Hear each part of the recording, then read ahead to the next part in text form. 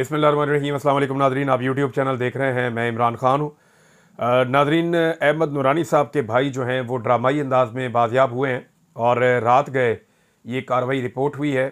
और कार्रवाई ऐसे रिपोर्ट हुई जैसे रिपोर्ट हुई, पहले आपको वो मैं बता देता हूँ कि किस तरीके से इस कार्रवाई को रिपोर्ट किया गया। अहमद नूरानी साहब के दोनों भाइयों की बाजियाबी, तर्जुमान रहीम यार खान पुलिस के मुताबिक पुलिस का कच्चा माचका में दौरान गश्त डाकुओं से मुकाबला हुआ, 2 मगवी बाजियाब हो गए। दौरान कार्रवाई 2 डाकुओं के ज़ख्मी होने की भी इतलात, मज़ीद कार्रवाई जारी है। तर्जुमान पुलिस ने यह बताया। अगवाकार दोनों मगवियों को छोड़कर कच्चे के इलाके में फ़रार हो गए। पुलिस का सर्च ऑपरेशन जारी है। तर्जुमान पुलिस ने यह भी बताया, उसके बाद ये बताया कि बाजियाब मगवियों की शनाख्त मोहम्मद अली और सैफुर रहमान हैदर, पेसरान बशीर अहमद सईदी के नाम से हुई है। अहमद नूरानी साहब के भाई हैं। बाजियाब होने वाले अफराद का ताल्लुक इस्लामाबाद से बताया जा रहा है। पुलिस कार्रवाई में बख्तरबंद गाड़ियों के हमरा एलीट कमांडो समेत पुलिस की भारी नफरी ने हिस्सा लिया। अब अंदाज़ा करें कैसी बेशर्मी और बेगैरती है कि 2 शख्स जिन्हें रियासती इदारों ने अगवा किया, जबरी तौर पे उन्हें लापता रखा गया, उन्हें उनके घर से इस्लामाबाद से उठाया गया। सबसे पहले तो आईजी इस्लामाबाद को शर्म करनी चाहिए और इस्तीफ़ा देना चाहिए। उसकी वजह यह है कि भाई इस्लामाबाद के अंदर से, जिसे महफूज तरीन दारुल हुकूमत समझा जाता है पाकिस्तान का, वहाँ से लोग आते हैं मुसल्ला, एक घर का दरवाज़ा खुलवाते हैं, ज़बरदस्ती तोड़ फोड़ करते हैं, वहाँ से 2 भाइयों को उठाकर ले जाते हैं और तुम अभी तक FIR भी दर्ज नहीं कर पाए। यानी वो FIR दर्ज करवाना चाह रहे थे, उनकी FIR दर्ज नहीं हो रही थी, बाद में FIR की कॉपी मांग रहे थे, उसके लिए तारीख दे दी गई 28 तारीख की अप्रैल की। ये है इस मुल्क में निज़ाम इंसाफ और ये है इस मुल्क के अंदर कानून। और आईजी पंजाब को भी इस्तीफा देना चाहिए कि पूरा पंजाब क्रॉस करके कच्चे के डाकू आए और बंदे लेके चले गए सिंध के किनारे पे, कच्चे के इलाके में लेकर चले गए। आपने रास्ते में कोई चेकिंग नहीं की। PTI का झंडा लेकर कोई जा रहा हो तो उसकी तो आप जनाब पकड़ के बंदे को ऐसा गायब करते हैं कि उसकी नस्लें याद रखती हैं। यहाँ पे 2 जीते जागते इंसानों को क्रॉस करवाया गया। तो क्रॉस करवाया, क्रॉस करवाने वालों ने, ये जो कच्चे के डाकू कहा जा रहा है ना, कच्चे के डाकू नहीं, ये पक्के के डाकू हैं जिन्होंने उनके घर से इनको अगवा किया और अगवा करने के बाद इन्हें अपने पास रखा और इनकी फैमिली को मजबूर किया, दबाव डाला इनके भाई के ऊपर कि वो अपना मौक़िफ़ तब्दील करें। ये कहानी शुरू होती है तब जब अहमद नूरानी साहब ने एक स्टोरी की आर्मी चीफ की फैमिली के हवाले से, और स्टोरी के अंदर उन्होंने कुछ चीज़ों का क्लेम किया। सिवाय एक चीज़ जो अहमद नूरानी साहब ने खुद कही कि ये गलत साबित हो गई कि आर्मी चीफ की बेटियों के पास डिप्लोमेटिक पासपोर्ट नहीं थे लेकिन ऑफिशियल पासपोर्ट थे। लेकिन फिर भी सवाल उठता है ना, तो बाकी चीज़ों के ऊपर वो कायम है। उन्होंने कहा बाकी सारी चीज़ें वैसे ही हैं, ये डिप्लोमेटिक की जगह मुझे ऑफिशियल पासपोर्ट लिखना चाहिए था। यहाँ उनसे गलती हुई और उन्होंने फौरी तौर पे कहा कि ठीक है ये चीज़ गलत होगी, बाकी सारी स्टोरी ठीक है। बजाय इसके कि उस आदमी को चैलेंज किया जाता, उस मुल्क में जाके यहाँ से उसके भाई गायब कर दिए गए। अब एक अजीबोगरीब ऑपरेशन है, पुलिस वाले एक्टिंग कर रहे हैं, कोई इधर भाग रहा है गोलियाँ चला रहा है, कोई गाड़ियाँ चल रही हैं, कोई सायरन चल रही है, कोई उधर भाग रहा है गोलियाँ चला रहा है। और यार जब असल में कच्चे के डाकुओं से सामना होता है तो ये मोर्चे से बाहर सर नहीं निकालते। इतने बुरे और पतले हालात होते हैं कि जनाब मोर्चे से बाहर सर निकालेंगे वो गोली मार देगा। और रात को ऐसे दंदनाते फिर रहे हैं, कोई इधर जा रहा है कोई उधर जा रहा है, गोलियां चल रही हैं, ब्रस्ट चल रहे हैं, ऐसे होता है। और मैंने खुद पुलिस मुकाबले कवर किए हुए हैं, मैंने खुद मिलिट्री ऑपरेशंस कवर किए हुए हैं। और जिस वक्त गोली चल रही होती है ना 2 तरफ से, तो कोई बंदा सर उठाने की जरूरत नहीं करता, बहुत मुश्किल होता है, बड़े SOPs के साथ चलना पड़ता है। ये वीडियो देखते ही पता चल गया फेक है, एक ड्रामा है जो किया जा रहा है और ड्रामा क्रिएट किया गया है सिर्फ इसलिए कि अब अहमद नूरानी के भाइयों को बाजियाब करना पड़ गया। इंटरनेशनल प्रेशर बहुत आ गया था, इंटरनल प्रेशर तो था ही, लेकिन इंटरनेशनल प्रेशर बहुत आ गया था। कुछ इदारे मुतहर्रिक हो गए थे, आलमी सतह के ऊपर ये आवाज़ बड़े ज़ोरदार तरीके से उठाई गई थी, दुनिया भर में आवाज़ उठ रही थी। बहरहाल अब कुछ सवालात ये पूछे जा रहे हैं कि अगर तो डाकुओं ने अगवा किया था तो तावान क्यों नहीं मांगा। डाकू तो जिस बंदे को उठाकर लेके जाते हैं सबसे पहले कहते हैं जी अगवा बराए तावान, आप तावान दे दें। अभी तक उनकी फैमिली से किसी ने तावान मांगा नहीं, हुकूमत से किसी ने तावान मांगा नहीं। तो क्या ये कच्चे के डाकू थे? नहीं, ये कच्चे के डाकू नहीं, ये पक्के के डाकुओं की पक्की कार्रवाई थी। लेकिन पूरी कौम अब इन कार्रवाइयों को जानती है। रात को जो फिल्म चलाई गई है, हम पाकिस्तान में गुज़िश्ता 70-75 साल से यही फिल्म देख रहे हैं और बार बार ये फिल्म रिपीट पे लगाई जाती है। पाकिस्तानियों को ये फिल्म और वो तमाम मुकदमे जो पाकिस्तानियों के ऊपर दर्ज किए जाते हैं ज़बानी याद हो चुके हैं। अब आप जो मर्जी खेल खेल रहे हैं। इंतज़ार पंजूता की बाजियाबी कैसे हुई थी? एक बेबस आदमी को आप लोगों ने रुसवा करके बाजियाब किया था, जो इंतज़ार पंजूता की बाजियाबी हुई थी। अब ये एक नया ड्रामा क्रिएट किया गया है लोग नहीं मानेंगे। आप ये कर सकते हैं कानून से अपने आप को बचाने के लिए, तारीख में अपने आप को जिंदा रखने के लिए, दुनिया को बेवकूफ बनाने के लिए ऑपरेशन किया जी, बंदे बाजियाब कर लिए, लोग हंसेंगे आपके ऊपर, आपकी हरकतों के ऊपर। क्या दिमाग नहीं है सर के अंदर? अभी एक मोहम्मद हनीफ साहब ने एक स्टेटमेंट दिया आर्मी चीफ साहब के हवाले से, वो स्टेटमेंट मैं आपके सामने रखता हूं। ये बड़ा इंटरेस्टिंग है स्टेटमेंट। मोहम्मद हनीफ साहब ये कहते हैं कि आर्मी चीफ के दफ्तर में कोई सियाना बैठा होता तो उसके कान में कहता कि बलूचिस्तान के हवाले से नस्लों की बात नहीं करनी चाहिए थी। हमारे एक बड़े वर्दी वाले ने यह बात ढाका पर भी कही थी, याया खान ने। उनकी नस्लें तो नहीं बदल गई, अलबत्ता हमारा जोग्राफिया बदल गया। हमारे पास पहले इतना बड़ा मुल्क था, हमारा मुल्क छोटा हो गया, हमारा जोग्राफिया बदल गया। उस वक्त याया खान भी ऐसे ही दावे कर रहे थे जैसे दावे अब जनरल आसिम मुनीर कर रहे हैं बलूचिस्तान के ऊपर। भाई बलूचिस्तान का मसला सियासतदानों ने हल करना है, पाकिस्तान सियासतदानों ने बनाया है, अवाम ने बनाया कि फौज ने नहीं बनाया। फौज मुल्क नहीं बना सकती, फौज सिर्फ मुल्क का दिफा कर सकती है और सिविलियन गवर्नमेंट की ताबेदारी कर सकती है, जो उसको करनी चाहिए। अगर फौज मुल्क बनाने का, मुल्क चलाने का, मुल्क को आगे ले जाने का, मुल्क के सारी चीजों का फैसला करेगी तो मुल्क नहीं चल पाएगा। पाकिस्तान को 70-75 साल से फौज ने चलाने की कोशिश की, मुल्क चला ही नहीं, तो कैसे चलेगा? अब सद्दाम तरीन साहब को बलूचिस्तान से अगवा कर दिया गया है।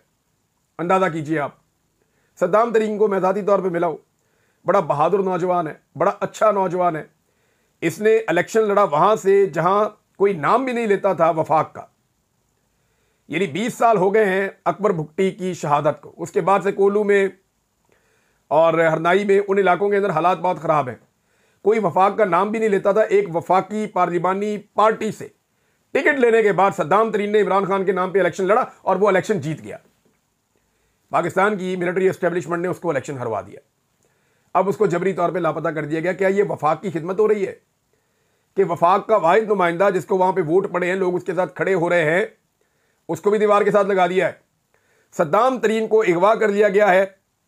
ताल्लुक पाकिस्तान तहरीक इंसाफ, कसूर उसका यह है कि वह आईनी हुकूक मांगता है, सियासी और जमहूरी हक के लिए आवाज़ उठाता है, एस्टेब्लिशमेंट के जराइम पे पर्दा डालने की बजाय उन्हें बेनकाब करता है, इमरान खान के साथ खड़ा हुआ है और कंप्रोमाइज़ नहीं कर रहा। सद्दाम के लिए जो है वो एहतजाजी मुजाहरा भी हुआ हरनाई में, बहुत सारे लोग सोशल मीडिया पे आवाज़ उठा रहे हैं। लेकिन आप देखें ना बलूचिस्तान के साथ हो क्या रहा है। क्या ये चाहते हैं कि हर जवान जो है, हर शख्स जो है वो बंदूक उठा के पहाड़ों में चला जाए?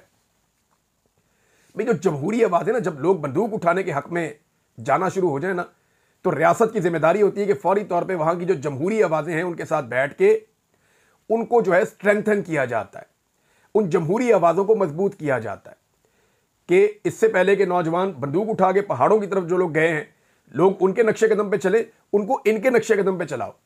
लेकिन हो क्या रहा है? जो लोग जमहूरी तरीके से, कानूनी तरीके से इंसाफ मांगते हैं, उनके साथ क्या होता है?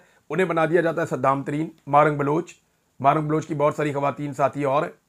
जो आपने किया अख्तर मेंगल के साथ, जैसे उनकी जान के साथ खेल गए, और जो कुछ अख्तर मेंगल को वहां बर्दाश्त करना पड़ा, 20 दिन तक वो लोग सड़कों पे पड़े रहे, आपने रास्ता ही नहीं खोला। तो ये क्या मैसेज दिया आपने?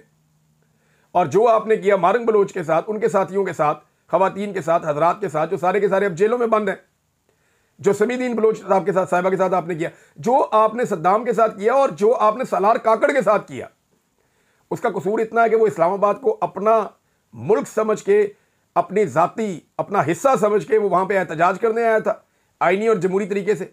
ना उसके पास बंदूक थी, ना उसके पास हथियार थे, ना वो लड़ाई लड़ने आया था, वो तो पुरअमन तरीके से अपना हक मांगने आया था। तो उसको निशाने इबरत बना रहे हैं, उसको जो है वो बार बार पेश करते हैं, कभी उसके मुंह पे कपड़ा डालते हैं, कभी क्या करते हैं। तो आप बलूचिस्तान के नौजवानों को पैगाम एक्चुअली देना क्या चाहते हैं?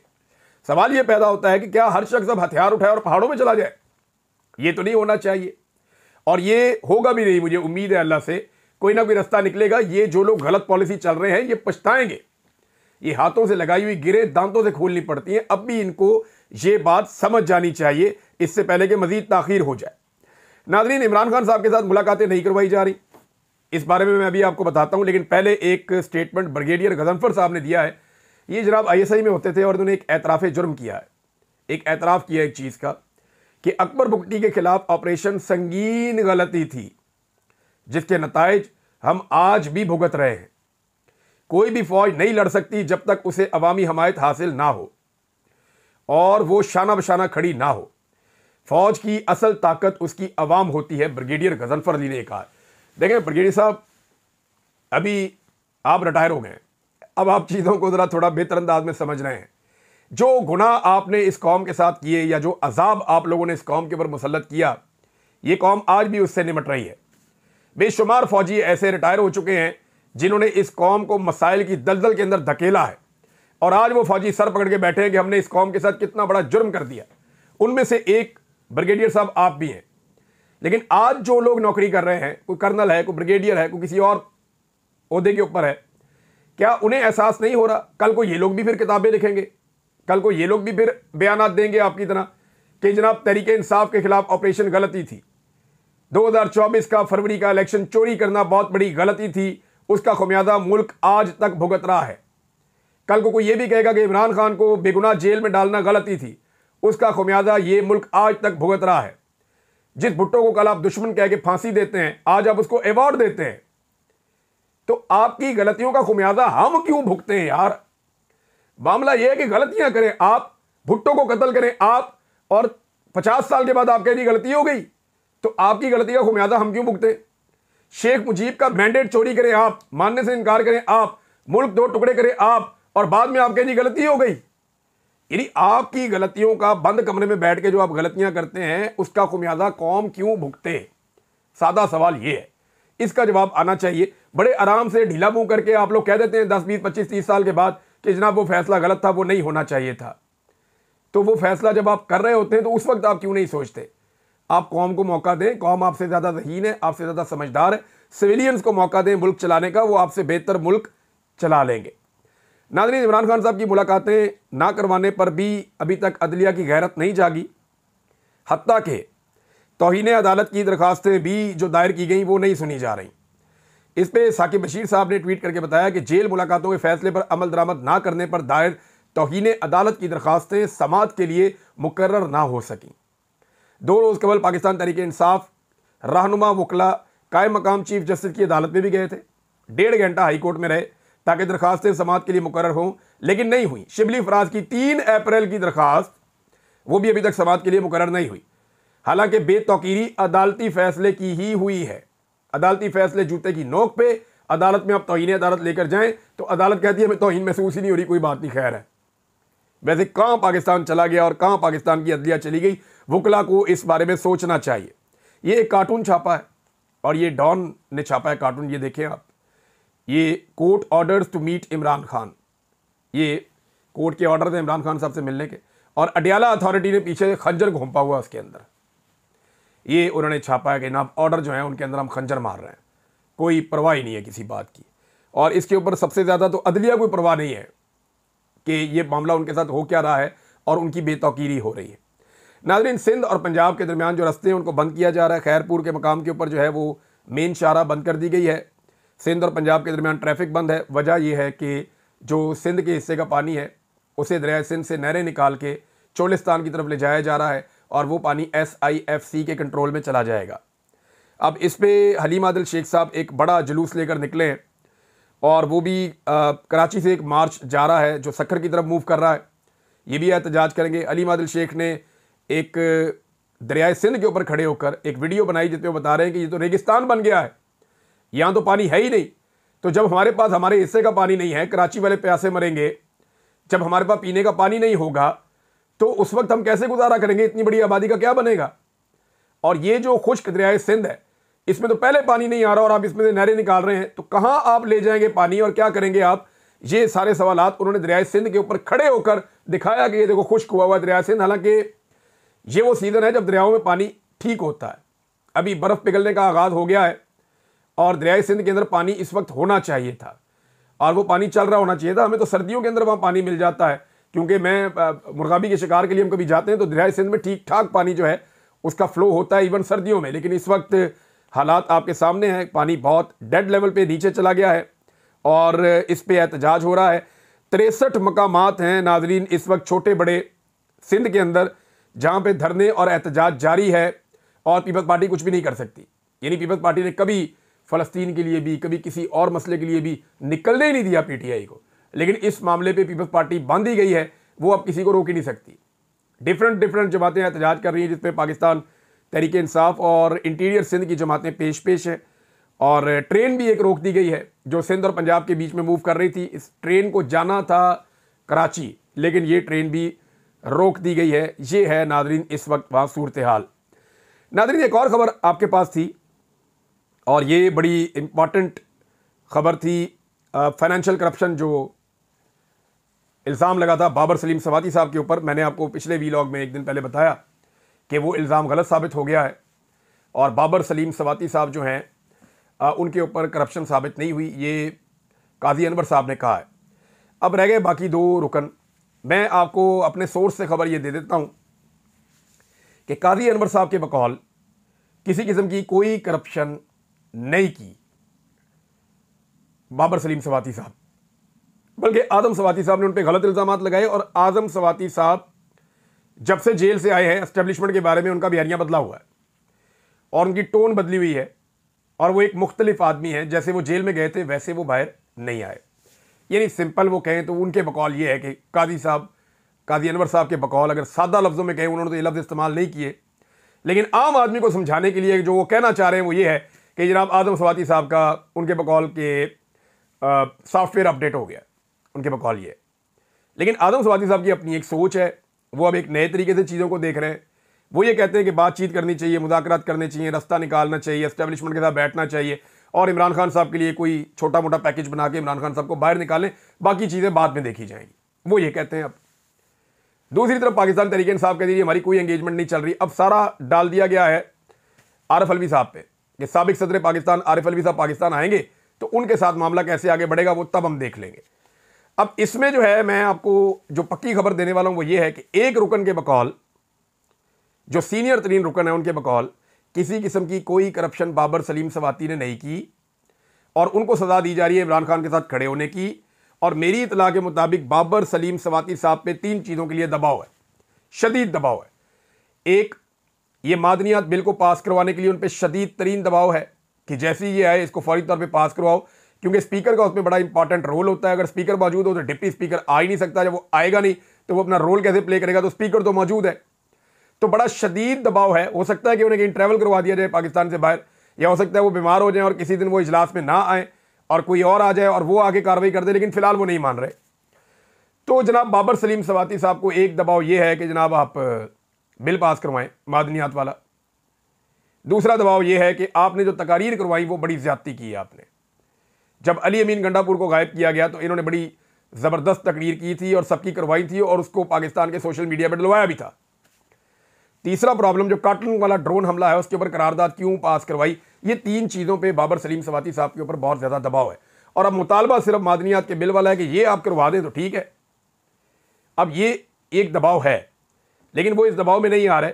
मेरे मुताबिक पाकिस्तान तहरीक इंसाफ के बेशतर लोगों ने उनसे रब्ता किया है और उनसे रब्ता करके ये कहा है कि खबरदार आपने ये बिल पास नहीं करवाना। उन्होंने कहा जी मैं सवाल ही पैदा नहीं होता, मैं तो पहले से सोच के बैठा हूँ कि ये बिल तब तक पास नहीं होगा जब तक कि इमरान खान मुझे बुला कर नहीं कहेगा, हमें नहीं कह देता कि जनाब बिल पास करवा दो, तब तक हम ये पास नहीं करवाएंगे। अब ये तो है जी अब तक का उनके ऊपर जो दबाव आ रहा है।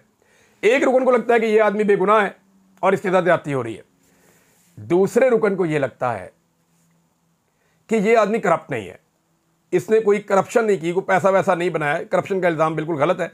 हाँ, कुछ मिसमैनेजमेंट हुई है और मिसमैनेजमेंट ये हुई है कि वहाँ पे एक सिस्टम ऐसा है जिसमें बंदे इंडक्ट होते रहते हैं, निकलते रहते हैं, तो इन्होंने अपनी मर्जी के बंदे इंडक्ट किए निकाले, कोई इस तरह की चीज़ें हैं, वो इसको मिसमैनेजमेंट कह रहे हैं दूसरे रुकन कि ये मेरा सोर्स जो बता रहा है मुझे और कंफर्म है ये। दूसरा रुकन कहता है जी ये मिसमैनेजमेंट है, एक रुकन कहता है जी करप्शन बिल्कुल नहीं है। तो अब करप्शन तो निकल गई साइड पे और आ गई मिसमैनेजमेंट। मैंने ये पता करवाया कि क्या मिसमैनेजमेंट की कोई सज़ा हो सकती है। जी कानून के अंदर किसी किस्म की कोई सज़ा नहीं है, इन्होंने वही अथॉरिटी इस्तेमाल की जो कानून के मुताबिक इन्हें मिली हुई है। इन्होंने आउट ऑफ द लॉ जाके कोई 1 टके का भी काम नहीं किया, जो किया कानून के मुताबिक किया, अथॉरिटी का जितना इस्तेमाल किया कानून के मुताबिक किया, लेकिन वो मिसमैनेजमेंट है। अब दूसरे साहब ये समझते हैं, तीसरे साहब बिल्कुल खामोश हैं, वो बात ही नहीं कर रहे। लेकिन मैं आपको ये बता देता हूं जो तीसरे साहब है वो वही बात करेंगे जो अली अमीन गंडापुर करेंगे, क्योंकि जो तीसरे साहब है उनका अली अमीन गंडापुर से बड़ा ज़बरदस्त ताल्लुक है। जो वज़ीर आला हाउस की बैक साइड पे एनेक्सी है, रोज़ाना ये लोग वहाँ पे इकट्ठे बैठते हैं, गपशप लगाते हैं। तो तीसरे साहब का ज़बरदस्त ताल्लुक है वज़ीर आला खैबर पख्तूनख्वा अली अमीन गंडापुर साहब के साथ। और फिर वो जो अली अमीन गंडापुर साहब चाहेंगे वही वो तीसरे साहब कर देंगे। नाज़रीन, आर्मी चीफ ने जो बात की ब्रेन ड्रेन के हवाले से कि ये ब्रेन ड्रेन नहीं है, ये ब्रेन गेन है, तो मैं एक खबर जो है वो यहाँ निकाल के सामने रखता हूँ आपकी। ये पाकिस्तान तहरीक इंसाफ वालों ने भी इस खबर को देख लिया और उन्होंने भी इसको शेयर किया है। लेकिन ये खबर ये है कि 25,000 पाकिस्तानियों ने दोहरी शहरियत के लिए कसीर सरमाया बैरून मुल्क मुंतकिल किया है। ये किसने कहा? ये कहा चेयरमैन नैब ने। चेयरमैन नैब ने तशवीश का इजहार करते हुए बताया कि पिछले साल, ये 2024 की बात है, कि 2024 में 25,000 पाकिस्तानी, बहुत बड़ी तादाद है। और ये 25,000 पाकिस्तानी वो नहीं है जो वैसे बाहर चले गए, वैसे तो बेशुमार लाखों चले गए हैं। एक साल में 5-5, 10-10 लाख पाकिस्तानी बाहर जा रहा है, वो नहीं है। ये वो है जो कसीर सरमाया लेकर गए हैं, बहुत बड़ा बड़ा पैसा बल्क में लेकर पाकिस्तान से बाहर चले गए। ये 25,000 सरमायाकार हैं। एक बंदा करोड़ों रुपया लेके बाहर गया है। अंदाजा करें कितने अरबों डॉलर पाकिस्तान के बाहर चले गए हैं। 25,000 अफराद ने सरमायाकारी के जरिए शहरियत हासिल करने के लिए वाफर मिकदार में सरमाया बैरून मुल्क मुंतकिल किया है। उन्होंने इस टैलेंट और सरमाया का बैरून मुल्क मुंतकली को रोकने की जरूरत पर जोर दिया। बिजनेसमैन ग्रुप के चेयरमैन जुबैर मोतीवाला ने बदनवानी और हरासानी लोगों को पाकिस्तान छोड़ने पर मजबूर करती है, उन्होंने ये कहा। फिर इसके बाद KCCI के सदर मोहम्मद जावेद बुलवानी ने कहा कि पाकिस्तान में कारोबारी माहौल खराब हो चुका है और कई मल्टीनेशनल कंपनियां कराची छोड़कर जा चुकी हैं। और आर्मी चीफ कहते हैं ब्रेन ड्रेन नहीं, ये ब्रेन गेन है। फॉर गॉड से एक तकरीर के लिए आप पूरा नैरेटिव तब्दील ना करें। जो लोग भी आर्मी चीफ की तकरीर लिखते हैं या उन्हें पॉइंट्स बनाकर देते हैं, थोड़ा सा दिमाग से काम लें, थोड़ा होश के नाखून लें। या तो आप तकरीर करवाएं ना, और सियासी जलसे में तो बिल्कुल नहीं करवानी चाहिए। एक पॉलिटिकल पार्टी का सियासी जलसा है, आपने आर्मी चीफ को उठा के वहां मुतनाज़ बना दिया तकरीर करवा के। और जब तकरीर आपने करवानी थी तो कोई आप जुमले ऐसे लिख कर देते जो हकीकत पे मबनी होते। ये ब्रेन ड्रेन है भाई। लोग पाकिस्तान से जा रहे हैं, पाकिस्तान के कीमती लोग जा रहे हैं जो पाकिस्तान की तरक्की में किरदार अदा कर सकते हैं। ये ब्रेन ड्रेन है, ये ब्रेन गेन नहीं है। 25,000 पाकिस्तानी तो पिछले साल ऐसे गए हैं जो करोड़ों रुपया, अरबों रुपया एक बंदा लेकर पाकिस्तान से बाहर चला गया दोहरी शहरियत के लिए। किसी मुल्क में भी आपको दोहरी शहरियत नहीं मिलती जब तक कि आप मिलियंस ऑफ डॉलर्स इन्वेस्ट नहीं कर देते। ये है नाज़रीन सूरत हाल। अब तक के लिए इतना ही। अपना ख्याल रखिएगा, अपने चैनल का भी। अल्लाह हाफ़िज़।